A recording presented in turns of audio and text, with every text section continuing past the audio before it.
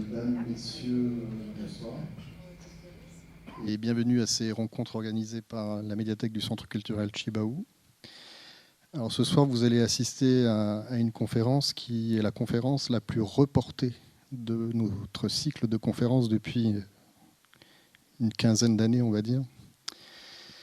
En partie pour les raisons que l'on connaît, des raisons de Covid, ce qui fait qu'elle aurait dû avoir lieu il y a presque 2 ans maintenant. Donc il faut déjà rendre grâce à la patience de nos 2 conférenciers, qui en réalité devaient être 3 par rapport au livre qui a été publié aux presses universitaires de la Nouvelle-Calédonie. Donc Louis Lagarde, bien entendu, qui est à côté de moi, Gwenaël Murphy, et puis le petit dernier, c'est Eddy Banaré, qui n'a pas pu être des nôtres ce soir, parce que je crois qu'il est au fond de son lit, justement. Donc on le salue de là où nous sommes, et on espère surtout que, je crois que c'est Louis qui va s'y coller. Il sera à la hauteur de l'aspect littéraire, puisque c'est ce qu'il était censé traiter ce soir. Donc on avait coutume de l'appeler entre nous conférence maudite, ça se vérifie jusqu'au bout. Je ne sais pas ce qui se passera au long de cette soirée. Nous verrons bien. En tout cas, tout sera filmé par Calédonia, qui est juste là. Et cette conférence sera bien entendu diffusée. Alors uniquement la partie conférence, pas la partie débat, sur Calédonia à une date que nous ne connaissons pas encore. Alors c'est le samedi. Est-ce que ce sera ce samedi si le monsieur qui est là travaille durement, ou le samedi d'après, à lui de voir. Pour ce qui nous concerne, elle sera disponible très vite en audio, conférence et débat compris, donc sur notre site web, alors qui est un nouveau site web, qui est désormais centrechibaou.nc, où vous pouvez découvrir un certain nombre de rubriques, Facebook bien entendu, Instagram, la chaîne YouTube, et le catalogue de la médiathèque et ses publications multimédia. Donc on a coutume depuis déjà plus de 200 conférences de les mettre à disposition. La petite nouveauté étant le partenariat que j'évoquais avec Calédonia, qui les diffuse à la fois sur son antenne et sa chaîne YouTube. Donc les 2 conférenciers que vous avez devant vous sont chercheurs au laboratoire TROCA.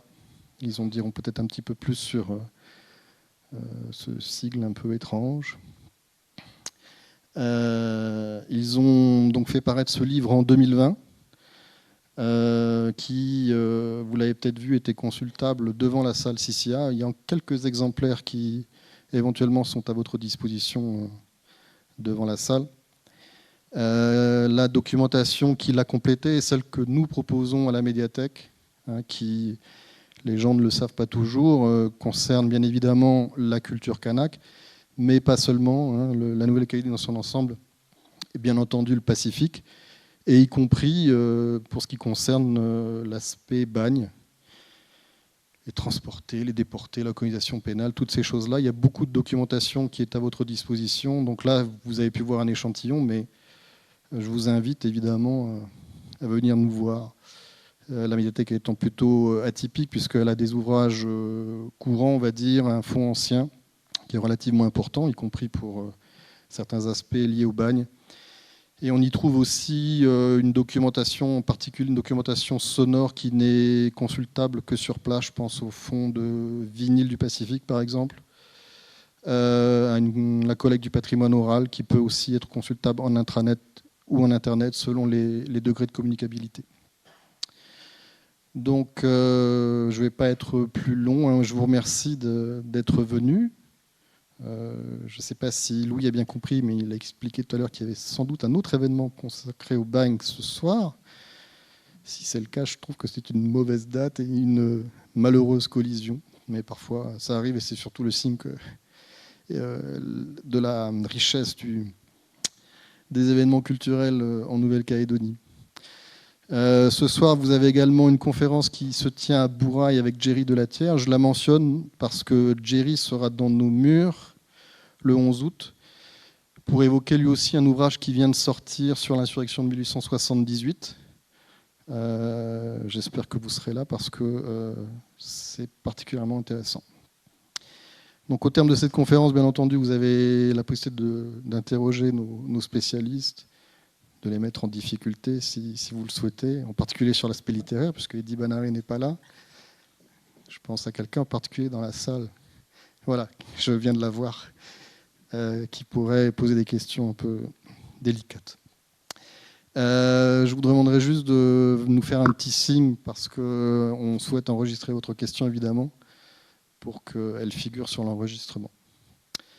Voilà, merci encore à nos deux conférenciers, patients conférenciers, qui ont tenu le choc jusqu'au bout.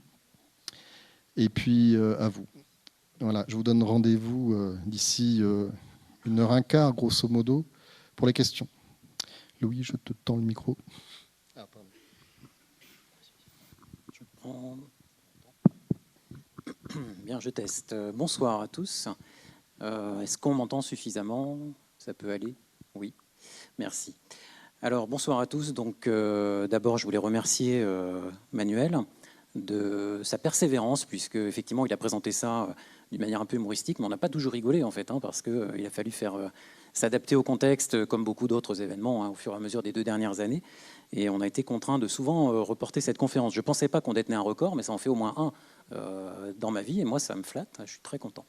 Donc, merci à tous d'avoir pris le temps ce soir de venir ici pour écouter la présentation que mon collègue et ami Louis et moi allons vous faire. Une présentation qui consiste à présenter, c'est une belle phrase, l'itinéraire et l'œuvre poétique originale et abondante d'un transporté. Un transporté qui s'appelait Marius Julien, de son nom de plume Julien de Sanary, qui a été condamné aux travaux forcés à perpétuité en 1881 et qui a laissé derrière lui au moins 330 poésies que nous avons rassemblées et analysées dans cet ouvrage qui s'appelle « Sous le ciel de l'exil ». Alors comment est-ce qu'on va procéder pour notre conférence? D'abord, on va essayer de vous expliquer comment nous est venue l'idée de cet ouvrage, puis on vous présentera la biographie de Marius Julien, le parcours de cet homme, on parlera du camelotage et de la débrouille, on essaiera de comprendre comment un forçat devient poète, quel est son style et quelles sont ses inspirations, la partie qu'aurait dû faire notre collègue qui, je tiens à le préciser, est au fond de son lit, non pas pour finir une partie d'Assassin's Creed, mais pour guérir du Covid. Voilà. Non, mais je tenais à préciser. Des lectures de poésie avec des extraits et des commentaires, les principales thématiques de cette œuvre, et puis on essaiera de vous expliquer les questions qu'on s'est posées sur la manière de republier cette œuvre qui est à la fois disparate et originale. Alors tout d'abord, Marius Julien, le poète du bagne, d'où vient l'idée de l'ouvrage? Là, je vais être assez court là-dessus. Pour ma part, en 2017, qui est l'année où je suis arrivé à l'université de la Nouvelle-Calédonie, j'avais comme idée de mettre en place un cours pour les étudiants de 3e année d'histoire sur les archives, avec la découverte des archives et un travail que je leur demandais de faire, qu'une sorte d'initiation à la recherche ou d'initiation au patrimoine écrit de leur pays.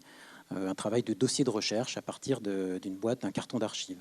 Alors en préparant ce cours, j'ai brassé un peu les inventaires des archives de la Nouvelle-Calédonie.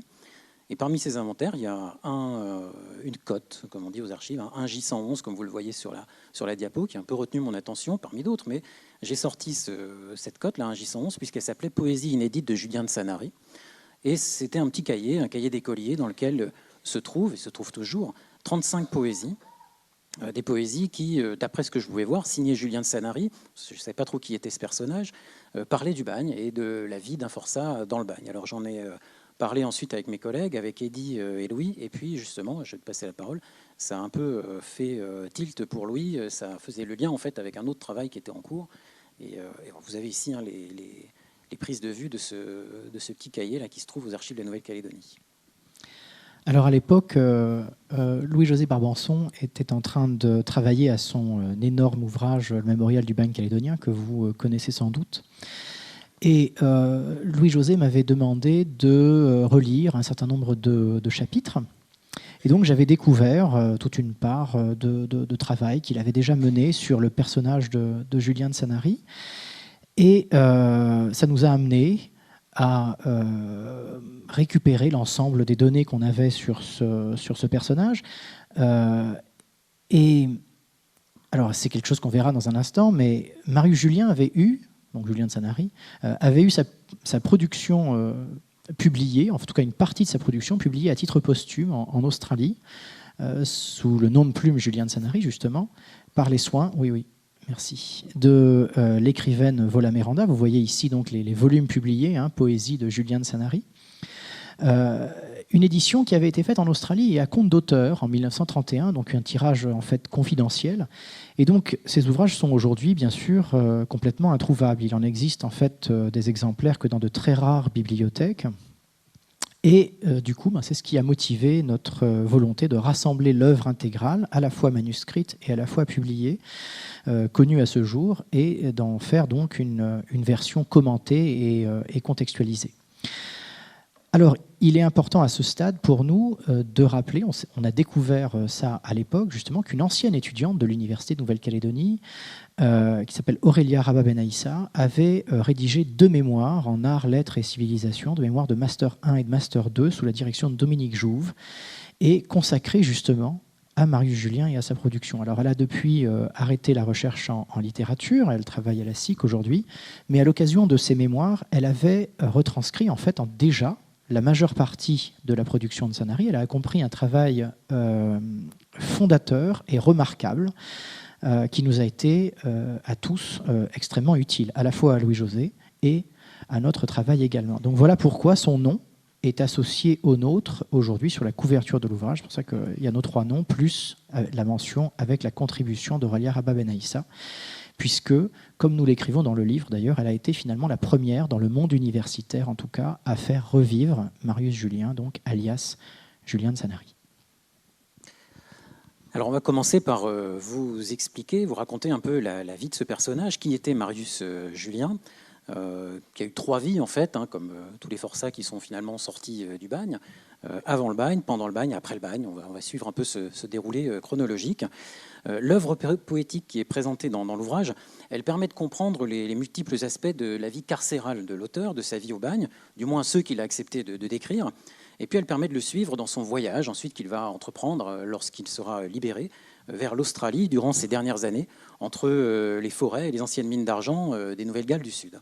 Mais malgré leur titre prometteur, les 2 premières parties de l'édition en fait, de 1931, dans lesquelles il y a, en fait, cette édition elle est partagée en 18 livres, et dans ces livres, il y a des séries de poésie. Et les 2 premiers livres s'appellent le livre de l'enfance et le livre de la jeunesse. Et ce sont des titres prometteurs. On pensait en fait en apprendre un peu plus sur l'enfance et la jeunesse de Marius Julien. Finalement, ça éclaire assez peu sur la première vie de l'auteur, celle qui précède le bagne et qui précède son départ de France. Il évoque dans ses 2 premiers livres l'amour de sa mère, la cassure que constitue dans sa vie la mort de celle-ci. Il se présente comme un poète né, il laisse entendre qu'il a fréquenté les prostituées qu'il appelle les fleurs du ruisseau.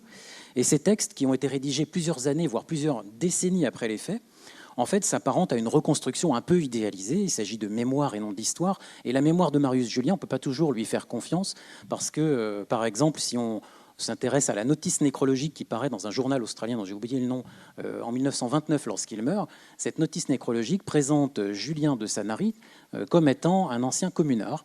Or, au moment de la commune, il avait 12 ans.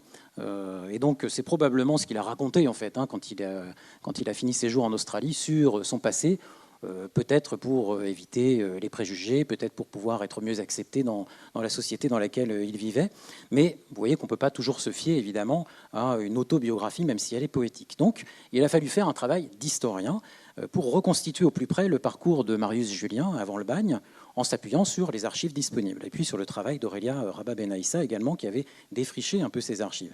Qu'est-ce qu'on sait du poète avant son arrivée en Nouvelle-Calédonie? C'est l'objet de cette diapositive. Alors il voit le jour le 16 avril 1859, ce qui est une bonne date puisque c'est aussi mon anniversaire, à Sanary-sur-Mer. Sanary-sur-Mer, ça s'appelait Saint-Nazaire à l'époque, puis c'est devenu Sanary aujourd'hui. C'est une petite commune dans le Var, près de Toulon, 2500 habitants. Son père, c'est Étienne, un maître en cabotage, qui navigue donc de port en port, le long des côtes de Provence pour transporter les marchandises. Le contexte est d'ailleurs assez défavorable pour les caboteurs, puisque l'année de la naissance de Marius, en 1859, c'est aussi l'année de l'ouverture d'une ligne de chemin de fer entre Marseille et Toulon, qui va entraîner le déclin du cabotage et qui d'ailleurs disparaît une vingtaine d'années plus tard. Sa mère, à qui il voue une adoration sans borne et qu'il mentionne régulièrement dans ses poésies, sa mère se nomme Thérèse Nicolas. C'est une fille de marin, elle est native de l'île de Port-Cros, en face de Toulon. Les 2 familles, donc maternelle et paternelle, sont implantées dans la région depuis plusieurs générations. Marius, il passe son enfance avec ses parents, avec son grand-père César, vous voyez Marius César, on est en Provence, César qui est cordonnier, avec ses deux frères, Alphonse et Adolphe. Il passe son enfance entre les bateaux de son père, qui est d'ailleurs souvent absent, les bateaux du port. Vous avez ici une carte postale de Sanary-sur-Mer au début du XXe siècle qui donne un peu une idée du paysage dans lequel il vit. Et puis l'atelier de son grand-père, qui est cordonnier, entre le bleu azur de la Méditerranée et puis les collines préalpines de l'arrière-pays, dont il parle aussi dans ses poésies. Peut-être aussi dans une certaine précarité financière en raison du déclin du cabotage dont je viens de vous parler. La maison familiale fait face à la mer dans cette petite commune à proximité immédiate du port de guerre de Toulon.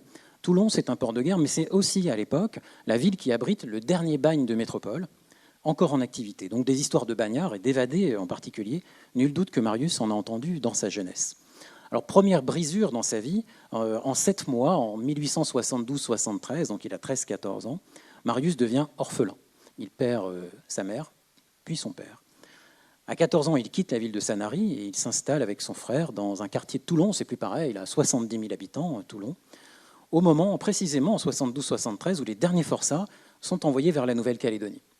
Alors il réside un temps avec son grand frère, qui va se marier, qui devient caboteur lui aussi, tandis que de son côté, à 14 ans, 15 ans, il se déclare commissionnaire, ce qui revient en fait à être commis, faire les courses pour les autres.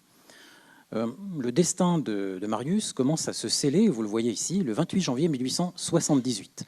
Là, il fréquente le monde des voleurs et des prostituées de Toulon. Il est déjà tatoué sur les 2 bras, une pensée à gauche, une fleur, 2 épées croisées et une branche de laurier à droite. Et il subit une condamnation à 15 mois de prison pour des voies de fait. Alors on le décrit dans les archives judiciaires comme violent, à la tête d'une bande de petits voleurs qui détroussent les promeneurs nocturnes dans le centre de la ville. Il a déjà une longue cicatrice à l'arrière de son crâne. Peut-être qu'il a fait une mauvaise chute, mais peut-être aussi qu'il prend part à des bagarres de rue. Le voilà donc dans la prison de Toulon, il a 19 ans. Il est libéré au printemps 1879. Il reprend ses activités de malfaiteur, de petit malfrat. Et par exemple, dans la nuit du 27 au 28 septembre 1879, le voilà qui s'attaque à un marin norvégien. Mauvaise idée, un solide marin norvégien. Il s'attaque à lui avec ses 4 amis. Le marin est ivre, mais il se défend quand même très bien. Et se débarrasse des 5 malfrats. Marius finira par se faire attraper, passe à nouveau devant les juges, revendique les faits, affirme être le chef de la bande, et on apprend qu'il vit et qu'il sévit dans le quartier de l'ancien bagne de Toulon. Sentence 2 années de prison. Sitôt arrivé dans la prison de Toulon, il agresse violemment un surveillant, sentence 8 années de réclusion.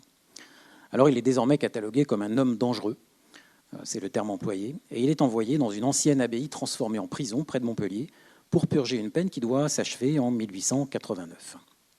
Le jeune homme, qui est exilé pour la première fois en dehors du Var, de son département, accumule jour après jour dans cette prison une rancune tenace contre un des prévôts de la prison nommé Grimardier. Alors un prévôt, c'est un détenu qui fait office de gardien. C'est assez inconfortable, ça rend sa légitimité incertaine auprès de ses congénères, mais ça lui permet surtout d'avoir des remises de peine au bout d'un certain temps.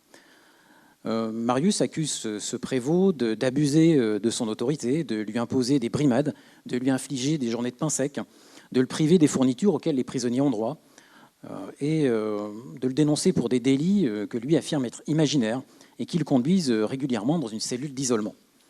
Marius Julien élabore alors un stratagème pour intimider, voire éliminer ce prévôt qu'il voit comme un ennemi de l'intérieur. Et lorsqu'un de ses amis, qui s'appelle Théodore, est libéré, il récupère son couteau, le glisse dans la manche droite de sa veste en attendant que se présente le bon moment pour mettre en œuvre la vengeance qu'il fomente.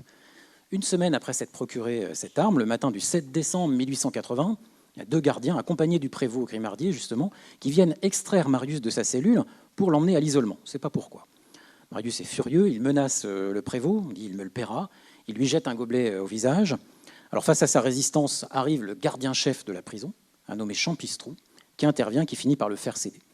Il sort de sa cellule, accepte de marcher sans qu'on le pousse, descend des escaliers, passe auprès de la salle du greffe, entame la traversée du réfectoire. Et là, profitant d'un moment d'inattention de celui qu'il pense être le prévôt, il se précipite sur lui et lui plante le couteau dans son cou.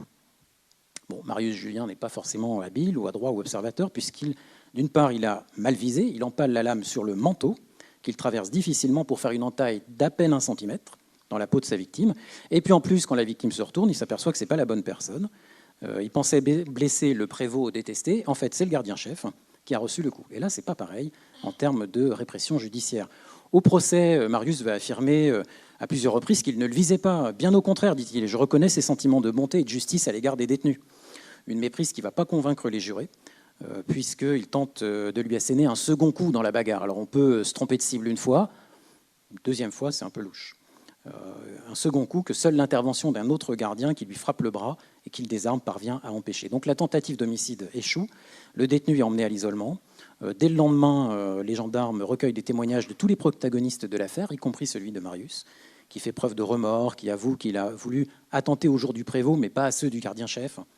Et début février 1881, il est transféré à la prison de Montpellier. Le 11 février, il répond longuement aux questions que lui pose le juge d'instruction. Le discours qu'il propose sur ses propres actes montre un homme qui est un peu ambivalent, puisque Marius assume clairement ses méfaits. C'est moi, je ne dis pas le contraire. Je voulais lui donner des coups de poing. Il prétend avoir perdu la raison, ne plus savoir ce qu'il faisait lorsqu'il s'en prend au gardien-chef. Mais aussi, il souligne l'injustice, les abus dont les prévôts font preuve. Il dit ils sont injustes et méprisables, ils ne méritent pas d'être prévôts. Tout en insistant, mais ça c'est stratégique, sur la bienveillance du gardien-chef et en regrettant en fait d'avoir visé la mauvaise personne, mais pas d'avoir voulu assassiner quelqu'un. Il reconnaît son passé violent, je cite, « Dans la maison d'arrêt de Toulon, j'ai frappé des gardiens à coups de poing. » Il reconnaît la préméditation. « Irrité, j'ai formé le projet de frapper Grimardier, tout en désignant au passage celui qui lui avait donné le couteau au cas où celui-là pourrait payer à sa place. » Alors il développe sa pensée, ses réponses s'avèrent structurées, construites, cohérentes, le vocabulaire est précis, ni soutenu ni vulgaire, il ne nie pas l'évidence, mais il suggère des circonstances atténuantes que pourraient constituer l'erreur de personne et le mauvais comportement de Grimardier. Marius Julien mettra en vers a posteriori sa tentative d'assassinat dans le poème Cruel Geôlier, tentera d'expliquer son geste parce que le gardien de prison aurait détruit un portrait, le seul souvenir d'une mère adorée. Vous avez ici sur la diapositive une archive, un extrait exposé sommaire des faits qui ont motivé la condamnation à subir. Alors, on ne peut pas forcément lire très bien, je vais vous faire la lecture rapidement. Le 7 décembre, on voit la date, le 7 décembre dernier, Julien a donné un coup de couteau au gardien-chef de la maison centrale d'Agnan, c'est la deuxième ligne, qui lui avait infligé une punition, la troisième ligne. Le coup a été amorti par les nombreux vêtements du gardien, mais cependant, la blessure a été assez grave. Et les deux dernières lignes, Julien est un malfaiteur des plus dangereux. Il a déclaré à plusieurs reprises qu'il lui fallait la liberté ou la mort. Belle devise, c'est la devise des sans-culottes, 1793, la liberté ou la mort. Bon, c'est la 5e condamnation de Marius Julien. C'est celle de trop. La cour d'assises de Montpellier l'estime irrécupérable, comme on dit à l'époque. Et à 22 ans, le 17 mai 1881, il est condamné aux travaux forcés à perpétuité. De ses adieux à la France, il ne parlera pas, sinon pour évoquer un animal, un chien, nommé Médor, auquel il semble tenir et à qui il dédie un poème. Je vous en lis un petit extrait. « Il faut nous séparer, on vient de me le dire. Ô mon chien, seul ami qui me reste ici-bas, sois heureux, va, c'est tout ce que mon cœur désire. Qu'importe mes malheurs, je ne t'oublierai pas.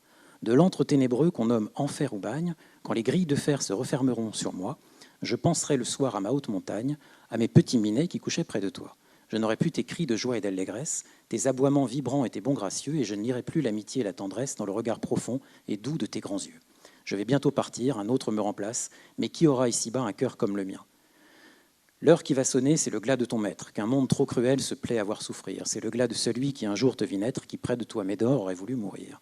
C'est le glas d'un forçat qui sent vibrer son âme, et qui croit, quoi qu'on en pense et qu'on dise, à son Dieu, et qui depuis longtemps a dépouillé l'infâme, et te quitte tout triste en te disant adieu. Adieu, fidèle ami, compagnon de mes peines, pense à moi dont les mains t'ont caressé toujours. Je retourne en mon bagne, où m'attendent mes chaînes, et dans ce bagne affreux, je vais finir mes jours. Et c'est donc le début du deuxième temps en fait, de la vie de Marius Julien, qui est bien décrit par ses poésies, dont on va vous lire des extraits au fur et à mesure de la conférence, Le temps du bagne, qui s'étale sur 36 années, entre 1881 et 1917. Marius Julien, il est embarqué sur le Navarin, c'est pour ça que j'attendais pour la diapo, il est embarqué sur le Navarin que vous avez ici, en juillet 1881. Il arrive donc à Nouméa le 30 octobre, enfin il débarque à Nouméa le 30 octobre, 1880, après 114 jours de traversée. Une tentative d'évasion mentionnée dans son registre d'écrou, peu de temps après, en mai 1882, ça lui vaut la double chaîne pour 5 ans. À part ça, c'est un détenu très calme, pas de condamnation, rien dans son dossier. Le temps des travaux forcés dure presque 20 ans. Ce n'est pas un sujet sur lequel il s'étend en détail, il décrit le Cambrin, on le verra, sans que l'on sache s'il y a séjourné, quoique à notre avis c'est peu probable. Il évoque la mine de Thio, sous la forme du témoignage. On ne sait pas s'il a vraiment fait partie des contrats de chair humaine, comme on dit, passés entre la SLN et l'administration pénitentiaire pour l'exploitation minière à Thio à la fin du XIXe siècle. On ne sait pas. Ces efforts, en tout cas, des travaux forcés pendant presque 20 ans, ces épreuves physiques et mentales, alors est-ce qu'elles ont poussé Marius Julien à perdre un peu la raison, ou est-ce qu'il simule la démence pour échapper aux travaux pénibles? Est-ce que c'est une punition? Quoi qu'il en soit, il se retrouve en 1900, comme vous le voyez sur la chronologie ici, en 1900 dans ce qu'il appelle une cellule de fou, à l'hôpital du Marais, dont vous avez une photographie contemporaine, d'où il écrira quelques-uns de ses poèmes les plus poignants, seul face à lui-même. La vie intérieure et solitaire du poète prend une nouvelle ampleur. Après cet internement, il obtient d'un médecin-major du bagne qui s'appelle Édouard Pierre, à qui il rend un hommage vibrant, la dispense des travaux forcés. Le voilà donc à 40 ans dans un état physique qu'on ne connaît pas. Alors lui, il se dit dans un état physique complètement délabré. Quand il se décrit, il dit « je suis débile », mais alors dans le sens faible pour le 19e siècle, maladif, rompu, atteint par la vieillesse. D'ailleurs, si vous voulez savoir à quoi il ressemble, dans son registre d'écrou, on sait qu'il fait 1,69 m, ce qui est une taille respectable, aux cheveux et aux sourcils châtains, qu'il a le front ordinaire, les yeux bleus, le nez gros, la bouche grande, le menton rond, le visage ovale et le teint coloré. Alors, après ce passage dans sa cellule de fou, il signe d'ailleurs des poésies dans ma cellule de fou, il obtient une affectation bien particulière en 1903 en tant que gardien du phare de Nouville, de l'île Nou. Là, il va être seul ou presque, très souvent seul en tout cas, pendant 14 ans, à partir de 1903, en compagnie de chats ou d'oiseaux dont il parle dans ses poésies aussi. Et il écrit une grande partie de ses poèmes calédoniens, décrivant à la fois ses regrets, ses souvenirs de jeunesse, ce qu'il voit ou ce qu'il a vu du bagne. On en verra des extraits, des évasions, des enterrements, des exécutions, des violences, des souffrances, ce qu'il entend au loin comme les cloches de la cathédrale de Nouméa, et ce qu'il espère, la libération, le retour en France, mais aussi souvent la mort qu'il voit comme une libération. C'est probablement au cours de ces années qu'il vend ou qu'il donne des cahiers de poésie dans le cadre de ce qui est nommé la Camelote du bagne. Pour ça, je vais laisser la parole à Louis. Alors, la création poétique chez Marius Julien, elle revêt deux fonctions. Il y a d'abord l'évasion mentale qu'elle procure, d'une part, et au-delà, il ne faut pas l'oublier, la participation à un circuit marchand qu'on appelle la camelote. Tout ça, ça rentre en fait dans une économie parallèle du bagne qu'on appelle la débrouille, dans laquelle les forçats essayent d'améliorer leur ordinaire en essayant de vendre divers produits de leur industrie en fonction de leur talent. Alors s'il y en a qui sont graveurs, artistes, peintres, etc., ils peuvent produire un certain type d'objets. Et puis bien sûr, les poètes ont peut-être la possibilité de vendre des carnets de poèmes. Alors, le temps libre des forçats, majoritairement, il est utilisé pour fabriquer ce type d'objet que vous voyez là. Il y a des dessins qui montrent les forçats gravant des objets d'industrie. Vous avez des forçats, là, ici, en train de vendre aux visiteurs du bagne dans les années 1910 environ, c'est-à-dire au moment, justement, où Marius Julien produit ses carnets de poèmes, les objets gravés en coquillage, en os, en écailles, en noix de coco, qui sont assez connus.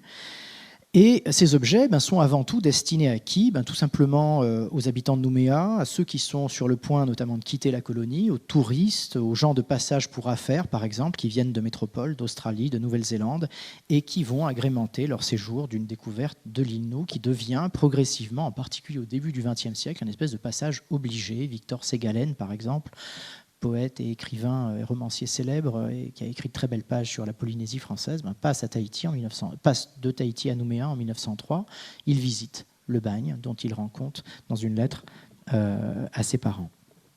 Donc parmi les forçats, ceux qui sont transportés, ceux qui sont condamnés aux travaux forcés, comme Marius Julien, certains vendaient donc des carnets de poèmes manuscrits. Alors c'est comme ça qu'on connaît ceux de Marius, mais c'est aussi comme ça qu'on connaît les poèmes d'autres forçats comme Antoine Dumail, matricule 13108, le Auguste Muller, le matricule 13216, Julien Lespèce, le matricule 12748. Pourquoi je vous donne les numéros de matricule? C'est parce que le matricule de Marius Julien, c'est 12926, et vous voyez que en fait, ils sont nommés en fonction de leur numéro de matricule au moment de leur arrivée. Donc en fait, plus vous êtes arrivé tôt dans le bagne, plus vous avez un plus petit numéro de matricule. Plus vous arrivez tard dans le bagne, plus vous avez un numéro de matricule élevé. Et sur 21 000 condamnés, finalement, les poètes du bagne, les principaux connus, ont tous des numéros qui tournent autour de 12 700 et 13 100. Ils ont tous à peu près de la même génération. C'est assez curieux. On n'a pas encore réfléchi à ce que ça pouvait signifier.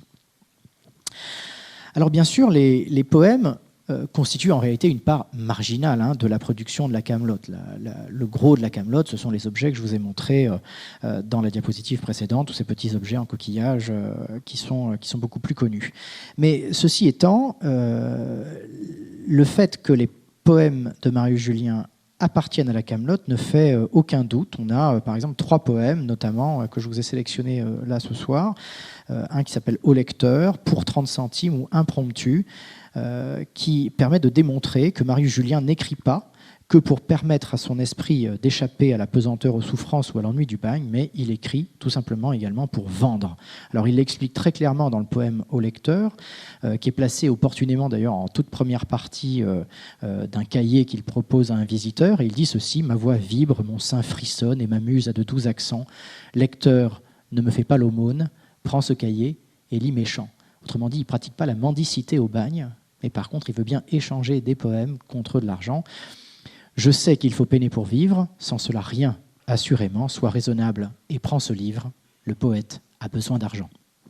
Alors il peut mentionner aussi parfois la pingrerie des acheteurs, comme dans le poème Pour 30 centimes, il dit ceci: « Inspirez-moi, muse sublime, faites jaillir de mon cerveau pour ces barons de 5 centimes, un poème touchant et beau. Rendez-moi ma jeune mémoire, faites-moi franchir l'hélicon, à l'hippocrène il me faut boire pour avoir toute ma raison. » Il y a plein de références comme ça à la mythologie antique, j'y reviendrai tout à l'heure dans la production de Julien. Il décrit aussi parfois la largesse des gens qui visitent le bagne, la générosité. Dans le poème Impromptu, il dit ceci: « Je l'avais deviné que vous étiez jeune homme instruit, intelligent, généreux et humain. Je l'avais deviné. Voulez-vous savoir comme ? C'est tout simplement en me tendant la main. Certes, je fus surpris lorsque vous m'y glissâtes ce petit billet bleu dont je fus si content. Vos façons de donner sont des plus délicates. Aussi, je vous en suis plus que reconnaissant. » Alors les cahiers manuscrits aussi sont une preuve de ce circuit de la Camelote, puisque on repère dans les cahiers manuscrits toujours les mêmes poèmes. Il y a assez peu d'inédits de carnet en carnet ou de cahier en cahier. Et donc ça témoigne de poésies qui sont constamment réécrites, c'est-à-dire d'un travail constant en série.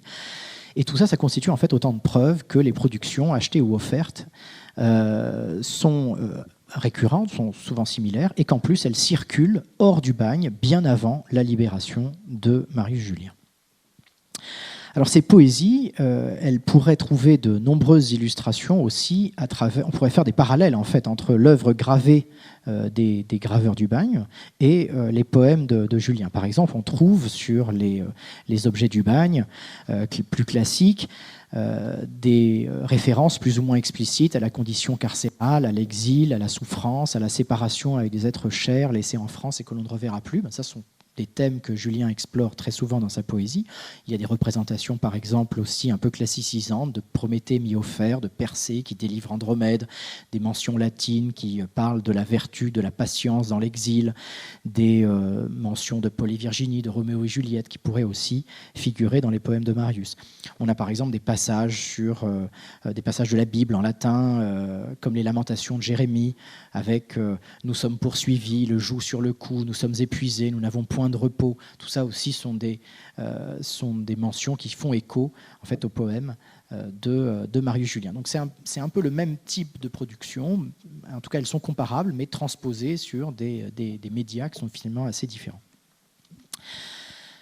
De la même manière, il y a aussi beaucoup d'objets qui sont patriotiques, dont la thématique est patriotique parmi les objets de la Camelote. Il y a beaucoup de représentations républicaines, des représentations de Marianne, de Cérès, etc., qui représentent la République dans la France du XIXe. Et ça, c'est des choses aussi qu'on a dans la poésie de Marius Julien. Il y a des sentiments anti-allemands pendant la guerre de 14. Tout ça, c'est des choses qui sont présentes. Il y a un livre, justement, dans les volumes publiés en 1931 en Australie, le livre 12, qui s'appelle « La guerre », et qui illustre justement ce sentiment, cette thématique patriotique qui est récurrente.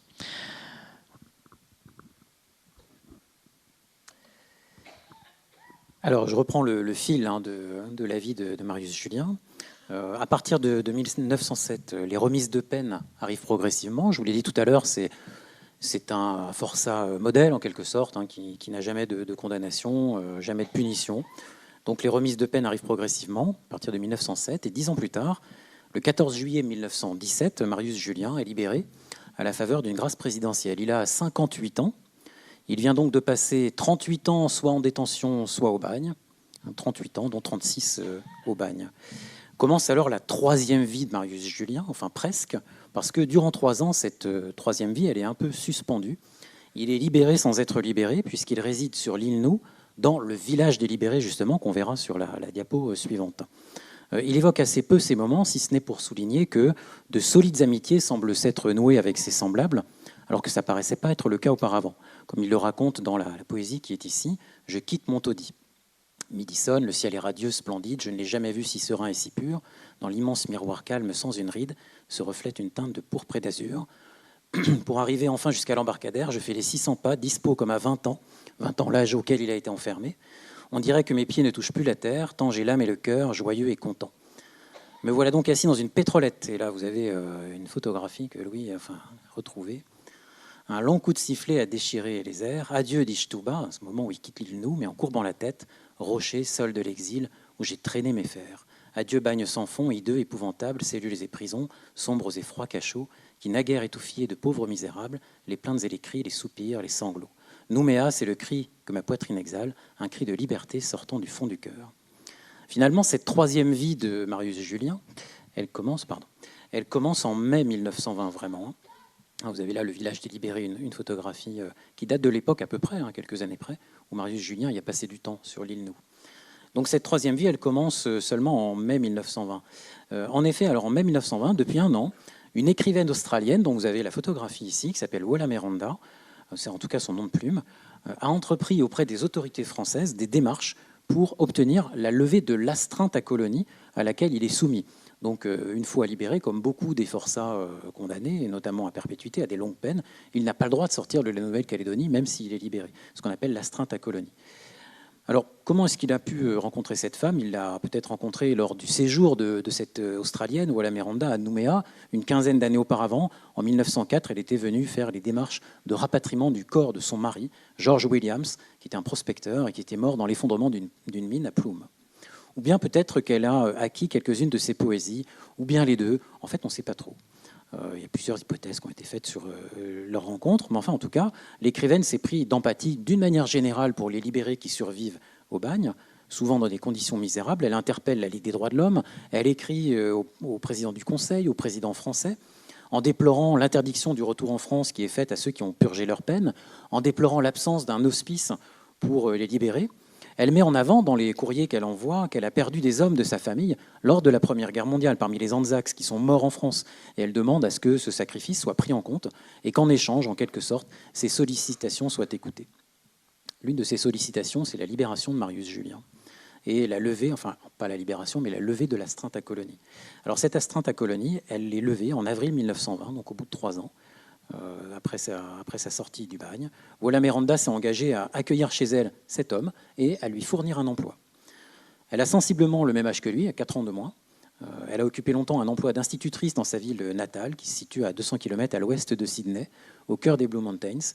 Et c'est là, au lieu dit de Sunny Corner, le coin ensoleillé, qu'elle accueille Marius Julien le 24 mai 1920. Alors, Marius Julien, il est très enthousiaste et anxieux en même temps à l'idée de cette nouvelle vie australienne. Il écrit plusieurs poèmes optimistes et joyeux, ce qui a souligné dans l'ensemble de sa production, qui est peu optimiste et peu joyeuse, on peut le dire. Mais les 3 jours de traversée, déjà, ça lui casse le moral. Les 3 jours de traversée nommés à Sydney, durant lesquels il est malade, le refroidissent dans ses ardeurs. Et malgré l'accueil qu'il va recevoir en Australie, ses espoirs vont se transformer assez vite en déception. Il semble être tombé fou amoureux de Walla Miranda, à qui il consacre de très nombreux poèmes, mais un amour apparemment sans retour. Bon, il y a eu débat là-dessus entre nous. Ouais. Il fait part rapidement de son ennui, de sa solitude. Il est seul dans les forêts des Blue Mountains. Il fait part de ses regrets, de sa vie manquée. Il écrit une poésie qui est très poignante, qui s'appelle « Le livre du passé », dans lequel on voit qu'en fait, il a compris qu'on lui avait volé sa vie, en quelque sorte. Alors, quand vous êtes enfermé entre vos 20 ans et vos 60 ans, c'est quand même une bonne partie de la vie qui est partie. Et puis aussi, il faut le dire plus prosaïquement, les rigueurs de l'hiver australien, il n'est pas habitué, qui atteignent sérieusement son moral fragile. Et puis Walla Miranda, en plus, elle est régulièrement absente. À cette époque, c'est une femme qui a acquis une certaine réputation en tant qu'auteur. Elle a écrit 4 romans, dont Pavots de la nuit, Poppies of the Night, qui est mentionné ici en 1922, qui a été publié en français. Elle écrit des poésies, elle écrit une ode aux Anzacs, They Will Never Come Back, en 1929, qui est publiée dans les journaux et qui est même encore parfois lue dans les cérémonies d'hommage dans les cimetières australiens en France. Par exemple, j'ai trouvé, en cherchant, qu'elle avait été lue, cette poésie de Walla Miranda, en hommage aux soldats australiens qui sont enterrés dans un cimetière de la Somme, à Villers-Bretonneux, en 2012, par le ministre des Anciens Combattants australiens. Donc vous voyez que elle a fait aussi un peu, elle est restée un petit peu dans la mémoire collective. Elle est peintre, elle a un portrait qui est finaliste de l'Archibald Prize, décerné chaque année par l'Art Gallery à Sydney. Elle fait partie d'un courant de femmes écrivaines en Australie, et elle se distingue aussi par Walla Miranda par sa défense de la nature, qu'il a fait moquer dans la presse australienne, qui la traite de sorcière de la forêt, ce qui n'est pas forcément un compliment dans les années 1920. Féministe, écologiste, si on se permet des anachronismes, cette veuve au grand cœur, on pourrait dire, obtient la libération de Marius Julien et va prendre soin de ce vieil homme brisé, qui souffre d'ailleurs sans doute d'une longue maladie durant les 9 années qu'il passe à Sunny Corner, puisqu'à plusieurs reprises, il écrit des poésies en forme de testament qu'il pense être les dernières. L'amour de la nature de Walla Miranda, il est sans doute partagé d'ailleurs avec Marius Julien, qui dans sa production, on va dire australienne, il y a, je crois que c'est une centaine de poésies à peu près qui évoquent l'Australie, évoque constamment les arbres, les oiseaux ou les paysages. Alors il s'éteint, Marius Julien, le 22 février 1929, il a presque 70 ans. Est-ce qu'on peut dire que c'est la date de ton anniversaire, le 22 février? Voilà. Donc on était un peu destiné à écrire ce livre, vous voyez. Walla Miranda va publier son œuvre, donc lui, vous l'a dit tout à l'heure, 2 ans plus tard, en 1931, pas l'ensemble de son œuvre, 250, 260 poèmes, 270 poèmes, voilà, que Marius en fait lui a donné probablement, et il lui avait demandé d'éditer. Elle publie son œuvre en français, sans doute à compte d'auteur, en tout cas assez peu diffusé, en 1931, les petits livres rouges qui seront sur l'une des diapositives. Et à la fin de l'édition de ses œuvres, là, en 1931, elle écrit un mémoire que je vous lis, qu'on a mis à la fin de l'ouvrage, en hommage en fait à Marius Julien. Marius Julien de Sanary, donc ce sont les mots de Walla Miranda, naquit le 16 avril 1859 sur la côte d'Azur de la Provence. Il mourut parmi les bleues montagnes, elle a écrit en français, à minuit, vendredi le 22 février 1929, à l'âge de 69 ans. À son souhait, je fus toute seule à son chevet de mort. J'allais avec lui au bord des ombres qui cachent la vie merveilleuse de l'avenir. Dehors, la pleine lune brillait de toute sa splendeur. Cette nuit, la paix radieuse régnait sur toute la forêt, pas une feuille ne s'agitait. Il passa à l'au-delà comme un petit enfant qui s'endort. Son beau corps repose dans le cœur d'un rocher céramique et rosé, au sommet de la chaîne d'or, culminante des montagnes bleues d'Australie. Un beau cyprès toujours vert pousse à côté de sa tombe, et les derniers rayons du soleil, couchant, dorent son lit de rose.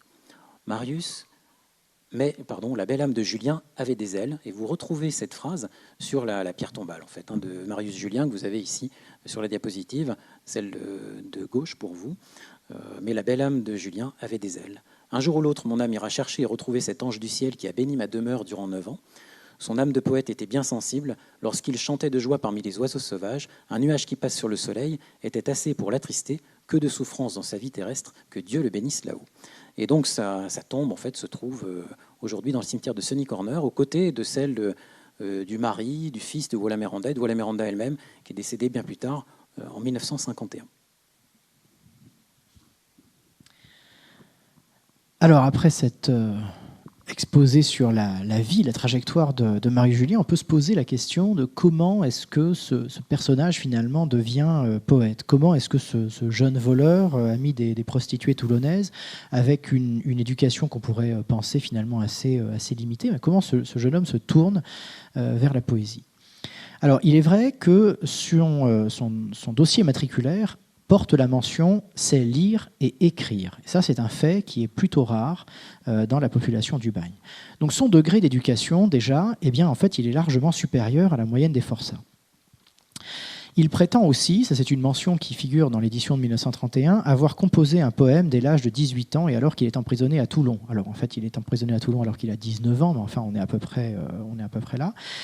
Et ce poème est intitulé « Mes amours à 18 ans ». C'est un long poème aux accents qui ressemble en fait un peu à Alfred de Musset. C'est assez bien fait. Mais pour nous, eh bien, aucune trace tangible d'un poème de Marius Julien n'existe avant en fait 1903.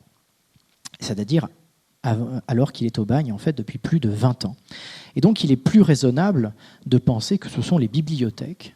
Il y en a deux, l'une catholique et l'autre protestante, qui ont été créées pour les forçats à l'intérieur du camp central de l'île Nou et qui lui ont permis de se documenter, de lire, d'y trouver des modèles, de l'inspiration, voire même peut-être de se tenir au courant, informé de l'évolution de la poésie.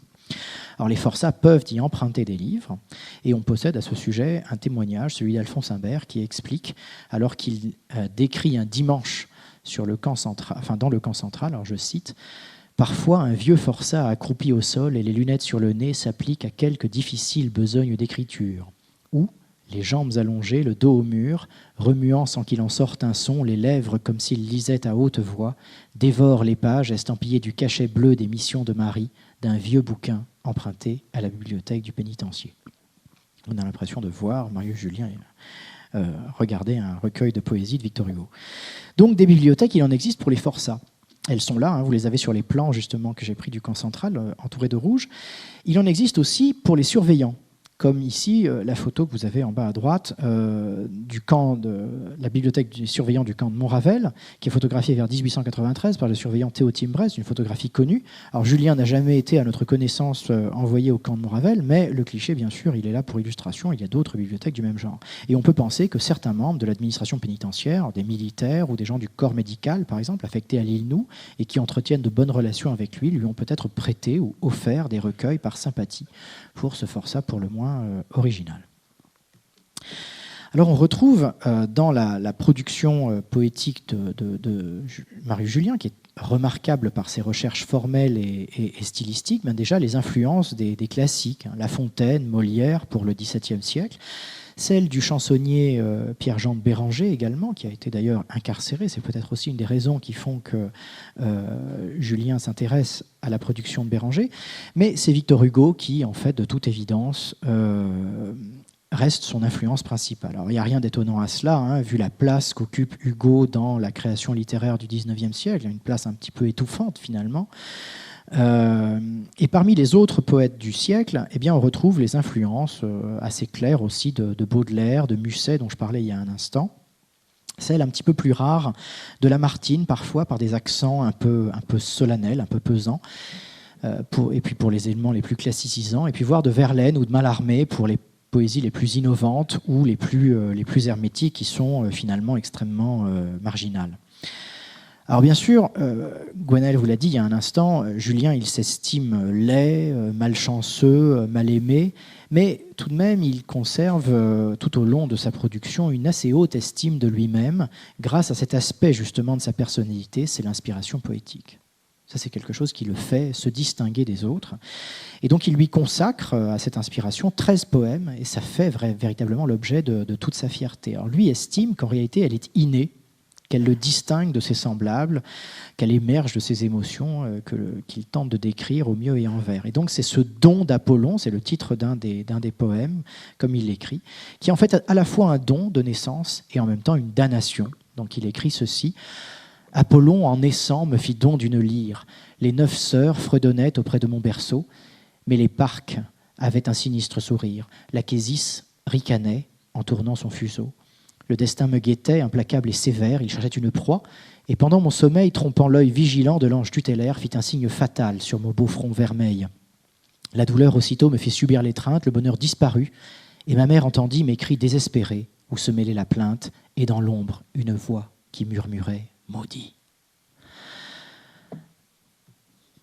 Alors en termes stylistiques, on trouve dans ce corpus finalement assez étonnant un goût pour les vers réguliers, alors les hexasyllabes, les octosyllabes, les décasyllabes, mais finalement une préférence pour l'alexandrin, et l'alexandrin, j'ajouterais l'alexandrin classique, avec une césure à l'hémistiche, 6+6, l'alexandrin romantique, celui qui est composé de manière ternaire, en 4 syllabes, 4 syllabes, 4 syllabes, est extrêmement rare dans la production de Julien. Il y en a 1 ou 2 dans l'ensemble du corpus, il me semble. Il pratique également,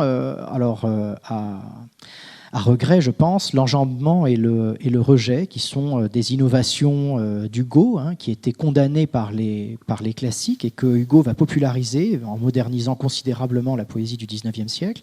Et puis Baudelaire, bien sûr, qui va systématiser ces procédés. Alors, par exemple, je vous ai mis là en couleur donc, un exemple d'enjambement où le propos en fait, se prolonge au-delà du premier vers. Donc, étouffez vos soupirs, vos plaintes que la brise redit, et chaque soir au bois silencieux. Et puis, donc, le rejet, c'est le contraire, avec un vers qui commence au vers précédent et qui, en fait, a l'essentiel de son propos sur le vers suivant. Donc l'air est doux, pénétrant, embaumé, point. Le soleil des grands bois maintenant dort la haute cime. Sanary utilise également l'énéasyllabe, c'est-à-dire un vers à 9 syllabes qui a été popularisé par Verlaine, un vers irrégulier. Il écrit par exemple « Je suis fantastique, original ». Alors si vous comptez les syllabes, vous vous rendez compte qu'il n'y en a que 9. Et on voit bien ici le jeu poétique précisément, puisque justement, eh bien, le vers à 9 syllabes est très original. Donc il y a à la fois la signification et le vers en même temps, hein, la référence à la figure. Et donc ça nous renvoie à ce quatrain très connu de Verlaine, qui va peut-être vous rappeler des souvenirs de cours de littérature, qui parut dans Jadis et naguère en 1884, de la musique avant toute chose, et pour cela préfère l'impair, plus vague et plus soluble dans l'air, sans rien en lui qui pèse ou qui pose. On retrouve aussi des figures de style très nombreuses. Alors, on vous a mis ici cette photographie prise par le docteur Léon Collin, à qui Marius Julien va offrir un carnet de poèmes. Il se trouve que le docteur Collin prend de nombreuses photos de forçats et en général il les nomme. Malheureusement celui-là n'est pas nommé, mais par contre c'est un forçat avec des petites lunettes qui regarde un carnet et on espère que ça pourrait être Marius Julien. Alors dans ce large éventail de figures de style, on pourrait citer les oxymores par exemple, donc la sainte humanité, les pâles ombres, les chauds frissons, des gamines si vieilles, la nuit triste et pâle, des allitérations aussi. Alors il y a celle-ci en R qui est très spectaculaire, le râle d'un mourant broyé par la douleur. On a justement, grâce à la répétition du R, l'impression d'entendre les os qui craquent du personnage. Il y a sans cesse, sans cœur et sans honneur aussi. Alors on n'est pas tout à fait dans la qualité de pour qui sont ces serpents qui sifflent sur vos têtes, mais enfin c'est quand même assez bien fait. Les assonances avec sous le remords qui me dévore par exemple, des anaphores.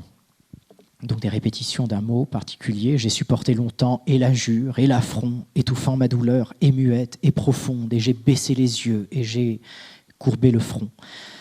Il est mort, le bourreau, comme meurent les bêtes, sans prêtre, sans pasteur, sans croyance, sans foi, sans repentir, sans pleurs, sans regret, sans prière, sans qu'une main amie ait fermé ses paupières. Je le relirai tout à l'heure parce que je vous relirai l'ensemble de ce poème. Et donc, en conséquence, par sa recherche formelle, eh bien, cette poésie, elle pourrait tout à fait se retrouver dans les programmes du secondaire. Elle offrirait un ancrage assez inédit, finalement, aux élèves calédoniens. Et donc, c'est dans cette optique qu'on a construit une part importante de l'appareil de notes, de manière à guider les lecteurs pour leur faire observer les principales figures de style, et puis leur expliquer aussi les nombreuses références classiques, souvent, donc, je vous le disais, à la mythologie antique, qui parsèment l'œuvre. Sanary mentionne, tout à l'heure vous avez vu l'Achésis, c'est une parque, donc il mentionne les nymphes, les muses, les moires, les parcs, les fleuves antiques, le Pactole, l'Hippocrène, les monts antiques, l'Olympe, l'Hélicon, les dieux, Jupiter, Esculape, Erebos, Morphée, l'Ambroisie, le nectar des dieux, etc. etc. Donc ça aussi, c'est finalement quand même intéressant parce que ces références sont souvent un petit peu oubliées aujourd'hui. Alors, le temps est venu peut-être de lire ensemble quelques extraits un peu plus longs des poèmes de Marius Julien. Je sais que c'est la raison première de votre venue ce soir. Alors, évidemment, c'est Eddy qui devait s'y coller avec sa voix magnifique, mais bon, alors à défaut. Donc voici le poème « Un crime » qui détaille le meurtre d'un condamné par un surveillant à la mine de Thio. Alors il dit ceci, donc je vous ai mis la photo de l'appel sur les mines à Thio vers 1890, donc pour rester un petit peu raccord. C'était, il m'en souvient, c'était un vendredi. Il était environ 1h après-midi. On avait fait l'appel nominatif des bagnes et les forçats pensifs gravissaient les montagnes mornes, désespérés sous un ciel gris et noir comme un troupeau de bœufs qu'on mène à l'abattoir. Un seul, atteint de fièvre ainsi que de bronchite, couché sur un grabat, attendait la visite. Survint un chef de camp, le revolver en main. Le docteur, lui dit-il, ne viendra que demain. Gravis donc ton calvaire et va courber l'échine, car il faut du travail sans arrêt à la mine. Monsieur, je n'en puis plus. Mes forces sont à bout et n'y puis résister, ne tenant plus debout. Malgré ma volonté, mes efforts, mon courage, je ne puis, à regret, continuer l'ouvrage. D'un malheureux, hélas, la vie est bien en jeu. Le sbire, lâche et vil, sans hésiter, fit feu. Le condamné tomba, s'écriant « Mère, mère !»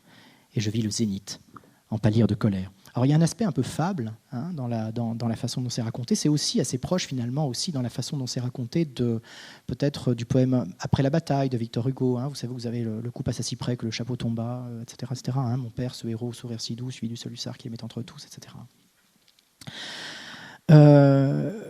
Julien considéré comme fou, donc Gwenaël vous l'a dit tout à l'heure, il est enfermé au bâtiment cellulaire de l'hôpital du Marais au tournant du XXe siècle. Alors il écrit un long poème, très long poème, un des plus longs de sa production, qui s'appelle Dans mon cabanon de fou, et qui est dédié au médecin, donc Édouard Pierre en l'occurrence, et qui est destiné en fait à démontrer sa santé mentale. Alors en vis-à-vis, ici, je vous ai mis donc un forçat dans une cellule assez similaire à celle qu'il décrit. Et l'objet en bois que vous voyez au premier plan, eh bien, c'est bien sûr, c'est important, le baquet à déjection. Alors voilà ce qu'il en dit. Ce logement affreux, large au plus de 2 mètres, avec la porte en fer, des grilles aux fenêtres, ne peut assurément que m'inspirer l'horreur. J'en ai des maux de tête et la nausée au cœur. En plein midi, docteur, quand ma cellule est close, si j'aspire un parfum, il n'a rien de la rose. Je voudrais vous y voir, mais 2 jours seulement. Ah, vous réclameriez un autre logement. Quel nez que vous feriez, quelle affreuse grimace en prenant cette pause, un instant, à ma place.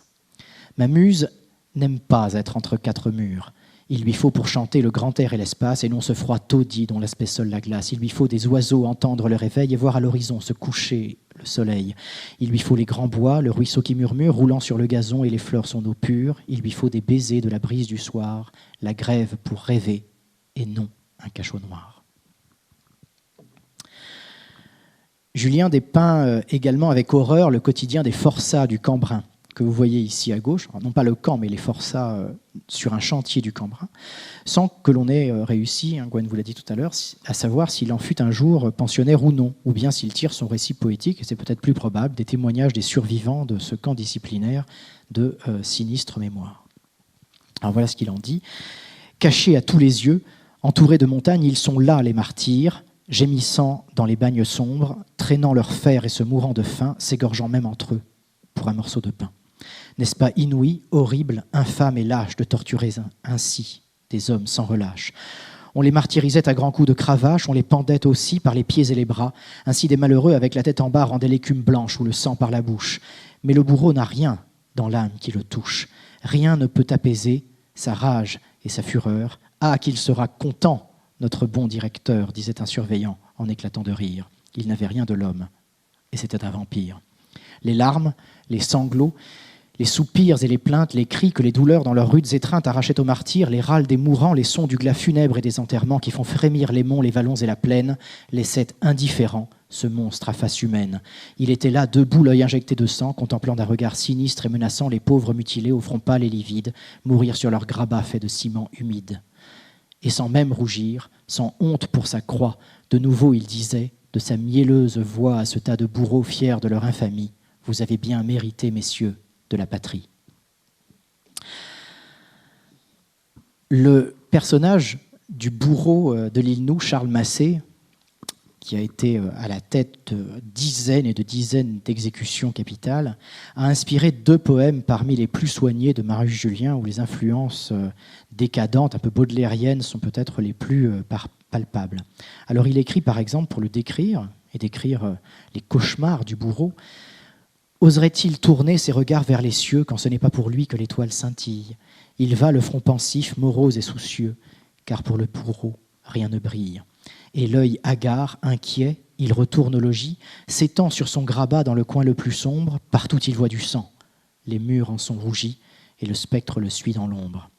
Là viennent s'entasser des troncs d'hommes sanglants, des têtes dont les yeux dissipent les ténèbres. Il entend des sanglots, des râles déchirants et des chants tristes et funèbres. Ainsi passent ces nuits sans repos ni sommeil, de la grève au taudis, du taudis à la grève, et lorsqu'à l'horizon se lève le soleil, alors son cauchemar s'achève. » Alors j'en ai profité pour vous montrer la terrible photographie des décapités, Luigi Mosca et Joseph Veschi, une des photographies qui fait toujours le plus d'impression auprès des étudiants, ici à droite, et qui du coup est probablement à l'origine justement de ces visions cauchemardesques de Massé.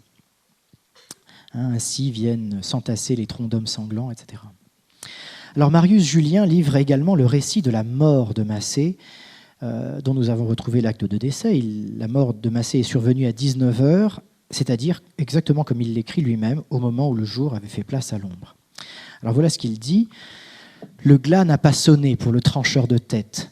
Il est mort, le bourreau, comme meurent les bêtes, sans prêtre, sans pasteur, sans croyance, sans foi, sans repentir, sans pleurs, sans regret, sans prière, sans qu'une main amie ait fermé ses paupières. En y pensant encore, j'en tressaille d'effroi. Le jour, il m'en souvient, avait fait place à l'ombre. L'étoile se cachait sous un nuage sombre, le grillon se taisait, et seul l'oiseau de nuit passait et repassait au milieu des ténèbres. Et ses sinistres cris, et ses ailes funèbres remplissaient l'air d'un vague et monotone bruit.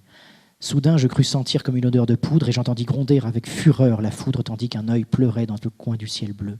Et je vis suinter des pores d'un nuage le sang qui, goutte à goutte, inondait son visage. Et partout y laissait une empreinte de feu. Longtemps, son corps hideux, livide, éthique et sale, comme un reptile affreux, se tordit sur la dalle. Et je vis aussitôt, puis dans un dernier râle, enfin, il se raidit, et je vis aussitôt de son immonde bouche sortir un oiseau noir, monstrueux et farouche. C'était, n'en doutez pas, l'âme de ce maudit. Ah, moi, j'aurais bien continué à t'écouter encore un peu. Merci. Alors, je voulais en profiter, justement, je voulais profiter de cette conférence et du statut en fait, qu'a Marius Julien à partir de 1917 et de sa libération, pour parler un peu des libérés, justement, et faire une petite incise sur les libérés du bagne. Mais on va revenir à Marius Julien, vous allez le voir. Un jour, en fait, pour beaucoup des condamnés au bagne, la condition pénale se termine. Pas pour tous, bien sûr, puisqu'il y a un tiers des forçats qui meurent au bagne, mais pour les 2 tiers d'entre eux, en gros, ils survivent, ils ressortent du bagne. En tout cas, la peine prend fin. Et pour leur grande majorité, ils restent et s'installent dans l'archipel. Ça fait quand même à peu près 15-16 000 hommes et quelques centaines de femmes qui doivent s'insérer socialement. Pour certains, aidés par la mise en concession, mais cela reste une petite minorité. Et ils forment en fait la masse de ceux qu'on appelle les libérés, composés pour l'essentiel de condamnés aux courtes peines, pas comme Marius. 70% des transportés en Nouvelle-Calédonie y avaient été envoyés pour purger 10 années ou moins de travaux forcés. Parfois, ces hommes sont encore jeunes. Ils forment une part non négligeable de la population de l'archipel de la Nouvelle-Calédonie. Environ 10 000 hommes, 10 000 individus à la fin du XIXe siècle, le moment où les libérés deviennent d'ailleurs plus nombreux que ceux qui sont encore en train de purger leur peine. Mais est-ce que cette condition de libéré, enfin de forçat, est-ce qu'elle peut être considérée vraiment comme terminée ? Parce que les hommes qui sortent du bagne, en majorité, ils ont entre 35 et 45 ans. Ils sont astreints soit au doublage de leur peine, vous savez, ils doivent rester autant de temps dans la colonie que ce qu'ils ont passé de temps au bagne, ça dépend du temps de condamnation en fait, ça. Soit à une sorte de relégation définitive, ils n'ont plus le droit de sortir de la Nouvelle-Calédonie, même si leur peine est terminée. Ces libérés, ils vont former un groupe conséquent, un groupe disparate qui inquiète les autorités de la colonie. Que faire de cette population ? Comment les assimiler et les contrôler à la fois ? Ils sont un peu nomades, avec peu ou pas de ressources. Et pour beaucoup, ils tentent de survivre en se rendant d'un chantier à l'autre, d'un maître à l'autre, d'une station à l'autre. Ils sont soupçonnés de tous les maux de la colonie. Délinquance, criminalité, influence néfaste sur les Kanaks, dépravation morale, effet repoussoir pour la colonisation libre, encombrement des tribunaux et des postes de police et de gendarmerie. Et les libérés du bagne, ils sont présentés invariablement, à l'époque, comme des dangers publics qu'il faut contrôler et surveiller jusqu'à leur mort. Au mieux, ils mènent une vie inquiète et vagabonde. Ça, c'est Ludovic Bochet qui dit ça d'eux en 1898. Sans le sou, sans amis, sans travail, avec pour seul bien la livrée que leur donne l'administration pénitentiaire lors de leur sortie. Il y a une sorte de cercle vicieux qui se dessine autour des libérés, poussés au vagabondage par leur pauvreté, n'ayant d'autre choix que de changer de lieu en fonction des opportunités de travail qui s'offrent à eux. Dans les mines ou dans les champs, ils se voient réprimés pour cette même raison, puisque l'errance, le vagabondage leur est interdit. En réalité, ils sont la variable d'ajustement du marché de l'emploi de la colonie. Les grosses compagnies leur préfèrent des forçats en cours de peine, plus dociles, ou des travailleurs immigrés tenus par leur contrat, et qu'il est toujours possible de renvoyer dans leur pays. Ces grosses compagnies ne font appel à eux, aux libérés, qu'en cas de déficit de main-d'œuvre dans ces deux catégories-là, les forçats en cours de peine ou les travailleurs engagés. Ce sont donc les petites mines, les petits éleveurs qui embauchent des libérés, le plus souvent avec la relative désapprobation d'ailleurs des gouverneurs, comme le souligne l'amiral Courbet qui dit, je le cite, « Ce n'est pas un bon employé, il parle des libérés. Un jour, la paresse le prend, un caprice le sollicite, un autre encore, il se saoule et ne fait pas son service. Mieux vaut payer un condamné ou un Kanak plus cher que d'engager un libéré, conclut-il. » Alors, ce n'est pas une confidence qu'il fait, c'est lors de la séance du Conseil privé de la colonie, le gouvernement de la colonie en fait, le 23 juillet 1881. Ils sont invariablement présentés, les libérés, comme violents, ivrognes notoires, débauchés, voleurs, paresseux, par la presse locale. Leur présence, mêlée à celle des Kanaks et des engagés des Nouvelles Hébrides, transforme, selon le journaliste d'un journal qui s'appelle L'Indépendant en 1887, l'expression est connue, hein, la Nouvelle-Calédonie en une immense pétaudière. Et par un jeu d'inversion rhétorique de la réalité sociale, ce même journal soutient que, je cite, « les libérés se donnent le mot pour exploiter les colons ». Alors, les moyens de contrôle, il faut le dire, hein, les moyens de contrôle à l'égard des libérés se multiplient. Je vous en donne quelques-uns. Interdiction d'entrer sans autorisation dans le chef-lieu de la colonie dès l'année qui suit l'ouverture du bagne. Puis dans toutes les communes de la Nouvelle-Calédonie, 1880. Création de dépôts où ils doivent rester en station en attendant de trouver un emploi, à l'île Nou, sur le site même du bagne, ou dans la ferme isolée d'Yahweh, 1872. Interdiction du vagabondage et obligation du port d'un permis de déplacement, 1875. Autorisation de mener des battues pour retrouver les vagabonds, 1890. Interdiction aux libérés de séjourner en tribu, 1892. On a donc là un arsenal répressif vis-à-vis des libérés qui est posé. Le point de vue de l'administration et de la presse coloniale que je viens de vous présenter, il est évidemment très péjoratif, mais eux, ces hommes, ces libérés, est-ce qu'ils se sentent réellement libérés? Est-ce qu'ils se sentent réellement libres? Comment est-ce qu'ils appréhendent cette vie qui s'ouvre après plusieurs années, voire, comme Marius Julien, plusieurs décennies sous le régime du bagne? Pour Marius Julien, par exemple, la joie est brève. L'euphorie dans laquelle il baigne après avoir bénéficié de sa grâce présidentielle en 1917 cède rapidement la place à l'angoisse. Que faire une fois libre lorsqu'on a 58 ans, dont 38 passés en privation de liberté? À son âge et dans son état de délabrement physique, si l'on croit ce qu'il nous dit, aucun emploi ne saurait lui convenir. Il déplore cet abandon social dans son poème « Libération » que vous avez ici, et qu'il a écrit d'ailleurs avant sa propre libération, puisqu'il est signé du grand phare de l'île Nou, mais sans doute au moment où il l'apprenait, ou en tout cas en anticipant sa libération. Voilà ce qu'il dit. Après avoir souffert dans les bas-fonds du bagne pendant plus de 35 ans, c'est pour ça qu'on pense qu'il parle de lui, sa grâce arrive enfin, va maudit, va crever au pied d'une montagne de froid, de misère et de faim, qui parle du libéré. Ta mort, sois-en certain, indigne créature, sera même un bienfait pour tout le genre humain. Allons, pars sans effet, sans une couverture et ton vieux bâton à la main. Tu n'es plus bon à rien et tu courbes l'échine, ô pauvre malheureux, sous le moindre fardeau. Quoi, tu parles d'aller embaucher à la mine, mais tu n'y gagneras pas l'eau. Marche avec tes chagrins, tes tourments, tes alarmes, avec la mort dans l'âme et le stigmate au front, méprisé des civils traqués par les gendarmes, comme suspects ou vagabonds. Donc, Marius Julien ne se fait pas trop d'illusions, en fait, sur ce qui va lui arriver une fois libéré. Les libérés sont fréquemment contrôlés, ils doivent fournir un livret matriculaire, expliquer leur situation. Le vagabondage, je vous l'ai dit, leur était interdit. Les condamnations pour changement de résidence non signalées sont innombrables dans les archives judiciaires, se soldant par des sanctions qui sont sans commune mesure avec le délit. Ça va parfois jusqu'à 1 année de prison parce que le libéré s'est déplacé d'une commune à l'autre sans en demander l'autorisation à la gendarmerie.